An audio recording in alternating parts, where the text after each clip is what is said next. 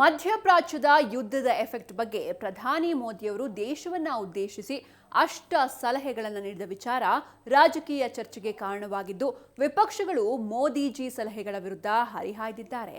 ಜನತೆಗೆ ಸ್ವಂತ ವಾಹನಗಳ ಬಳಕೆಯನ್ನ ಮಿತಗೊಳಿಸಿ ಅಂತ ಕರೆ ಕೊಟ್ಟ ಮೋದಿಜಿ ಅಂದೇ ರಾತ್ರಿ ರೋಡ್ ಶೋನಲ್ಲಿ ಕಾಣಿಸಿಕೊಂಡಿದ್ದು ಸಾಕಷ್ಟು ಟೀಕೆಗೆ ಕಾರಣವಾಗಿತ್ತು. ಜನರಿಗೆ ಸಲಹೆಗಳನ್ನ ಕೊಟ್ಟಿರೋ ಮೋದಿಯವರೇ ಸ್ವತಃ ಈ ಸೂತ್ರಗಳನ್ನ ಪಾಲಿಸ್ತಾ ಇಲ್ಲ ಅನ್ನೋ ಆರೋಪಕ್ಕೆ ಬಿಜೆಪಿ ನಾಯಕರು ತಿರುಗೇಟು ನೀಡಿದ್ರು. ಈ ಹಿಂದೆ ಲಾಲ್ ಬಹದ್ದೂರ್ ಶಾಸ್ತ್ರಿ ಅವರು ಕರೆ ಕೊಟ್ಟ ಉಪವಾಸದ ವಿಷಯವನ್ನ ಮುಂದಿಟ್ಕೊಂಡು ಕಾಂಗ್ರೆಸ್ ವಿರುದ್ಧ ವಾಗ್ದಾಳಿ ನಡೆಸಿದ್ರು. ಆದ್ರೆ ಈ ಹಿಂದೆ ನಡೆದಿದ್ದಾದ್ರೂ ಏನು? ಲಾಲ್ ಬಹದ್ದೂರ್ ಶಾಸ್ತ್ರಿ ಅವರ ಉಪವಾಸದ ಸಲಹೆಯ ಬಗ್ಗೆ ನೋಡೋದಾದ್ರೆ 1965ರಲ್ಲಿ ಭಾರತ ಪಾಕಿಸ್ತಾನ ಯುದ್ಧದ ಜೊತೆಗೆ ಭಾರತ ಭಾರೀ ಬರಗಾಲ ಮತ್ತು ತೀವ್ರ ಆಹಾರ ಧಾನ್ಯದ ಕೊರತೆಯನ್ನ ಎದುರಿಸಿತ್ತು.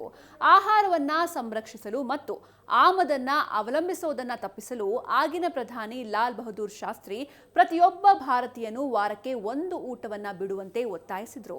ಆದ್ರೆ ಇಲ್ಲಿ ಗಮನಿಸಬೇಕಾದ ಅಂಶ ಅಂದ್ರೆ ರಾಷ್ಟ್ರಕ್ಕೆ ಮನವಿ ಮಾಡುವ ಮೊದಲು ಜನರು ಹಸಿವನ್ನ ಧೈರ್ಯದಿಂದ ತಡೆದುಕೊಳ್ಳಬಹುದೇ ಅಂತ ನೋಡಲು ತಮ್ಮ ಸ್ವಂತ ಮಕ್ಕಳ ಮೇಲೆಯೇ ಈ ತ್ಯಾಗವನ್ನ ಪರೀಕ್ಷಿಸಿದ್ರು. ತಮ್ಮ ಮಕ್ಕಳು ಹಾಗೂ ಕುಟುಂಬಸ್ಥರ ಮೇಲಿನ ಪರೀಕ್ಷೆ ಸಫಲಗೊಂಡ ಬಳಿಕವಷ್ಟೇ ಈ ಸಲಹೆಯನ್ನ ಜನರಿಗೆ ಪಾಲಿಸುವಂತೆ ಆದೇಶಿಸಿದ್ರು. ಅಂದಿನಿಂದ ಈ ಸಲಹೆ ಶಾಸ್ತ್ರಿ ವ್ರತ ಅಂತಲೇ ಜನಜನಿತವಾಯಿತು. ಐಟಂ ಯಾವುದೇ ಇರಲಿ ಟ್ರೈ ಮಾಡಿ ಆಚಿ ಚಿಕನ್ ಮಸಾಲಾ.